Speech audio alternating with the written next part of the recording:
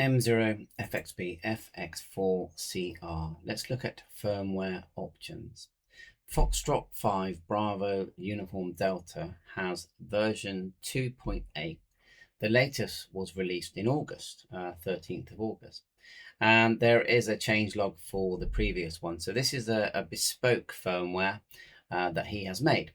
Now, if you go to the original link here, Bravo Golf 2 Foxtrot X-Ray, there are firmware versions here. Now, I got mine from AliExpress, so I did not buy mine directly from Bravo Golf 2 Foxtrot X-Ray, although it works great. And it says here to check your firmware during boot up of FX-4CR, which mine does say on the screen. You have R, VR, or V hardware. Be sure to choose the correct. So if I just turn it off, and then I'm going to just turn it on, it says R 1.7. That's what it says. So I would go down. We're looking for the R. You can see probably that one there that I've got. Look, I'm just going by the numbers. Be very careful. It says R here. I feel like I could download this version. Let's have a quick look.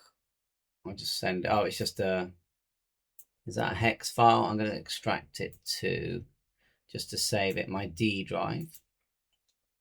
I'm going to go new folder.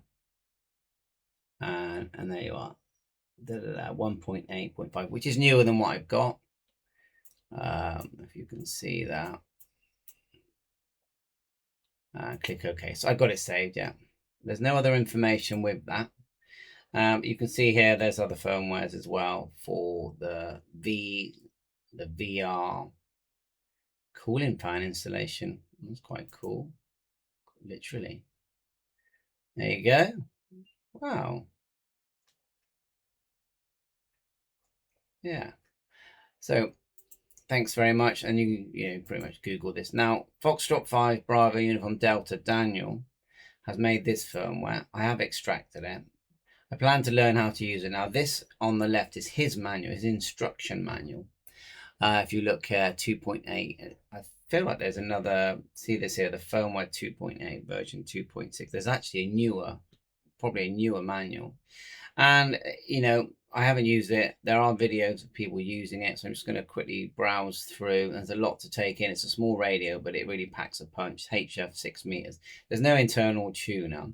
And this isn't just a matter of updating your waterfall so it looks nicer. The whole device has been improved.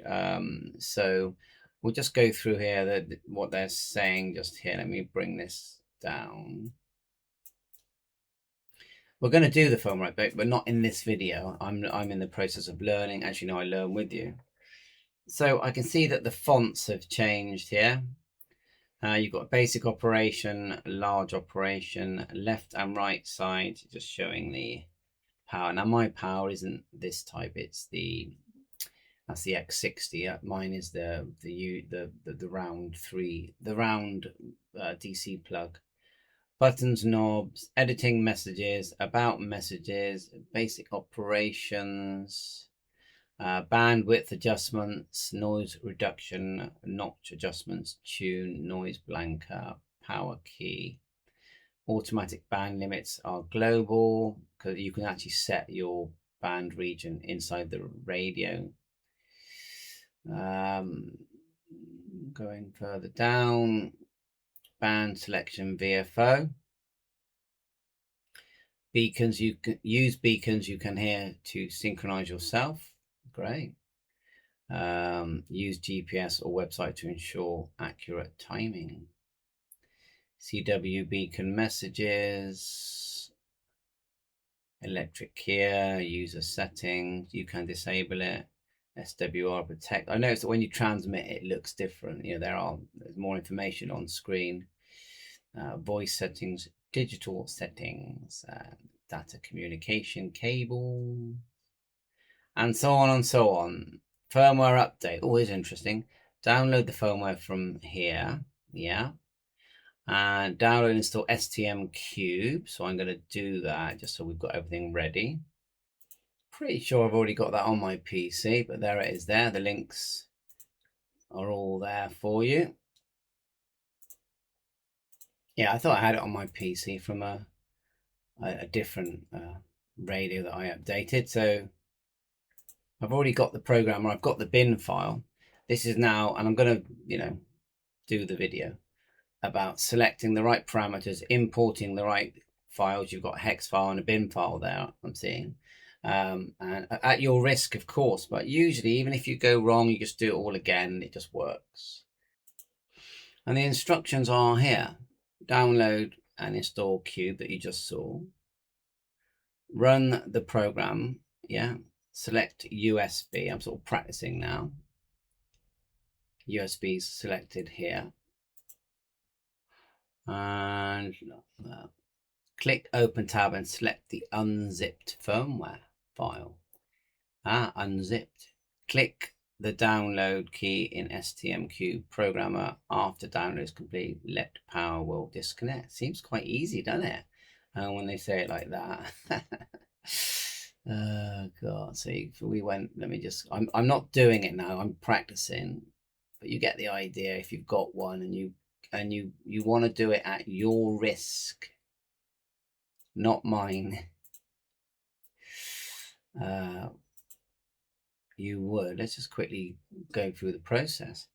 I'm going to connect mine to the radio. It's going to be a DFU mode. I'm sort of half getting ready for this.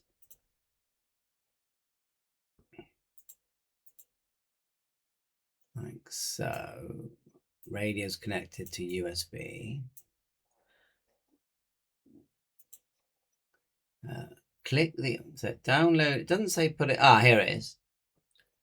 So unzip your file. Start by connecting transceiver and computer in respect of procedure. Press F power and then release F, holding the power. Ooh, so you're pressing F then power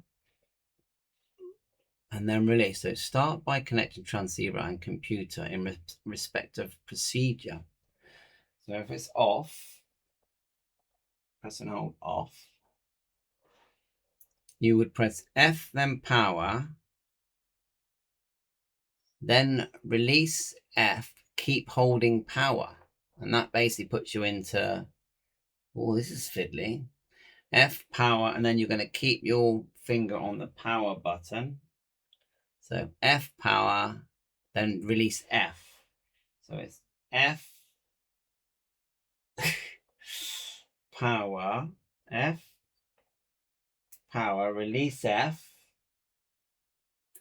Keep your finger on power, and then you do everything. That's scary. Okay. Let's just power it back on. Right, well, we're going to do this next. It does say click open here. So, USB. You hit connect when the radio's connected. Click the open tab.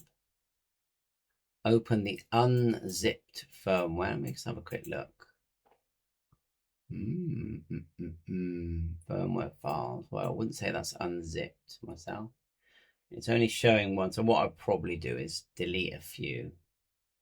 Let's go, yeah, delete a few, just so I don't confuse myself. Because when I'm clicking open, I've done this before, where in the end you click up here. Anyway, I'll watch a video doing it. So you click connect, click open, select the unzipped firmware, click download key in the STM32 Cube Programmer. Okay. And then this will disconnect the transceiver. And that's it. And you can actually do it via Linux here. Okay. Back soon. And so, yeah, thanks to everyone all involved, F5, USB, and Bravo Golf 2 FX. And be very careful, choose the right firmware. They are saying that if you put it into developers mode, which is menu, power, keep holding menu. So if we go off. And go menu, power. Keep your finger on the menu. You go into developers mode, and you can scroll down like this by just tapping. Make sure you can see that just by tapping. Make changes with this knob here, and then you're done. Just go come out. Okay, so they're saying go down that list. I've actually made a video, so you should be able to see that video with all my parameters, but make a list of your own parameters because it's set up before they sell the radio. And you've got a couple here. I've got some of the settings are, says here, well, I would just, it says F4CR backup. So all the links which come from here will be in the description. Lots of learning, and bye.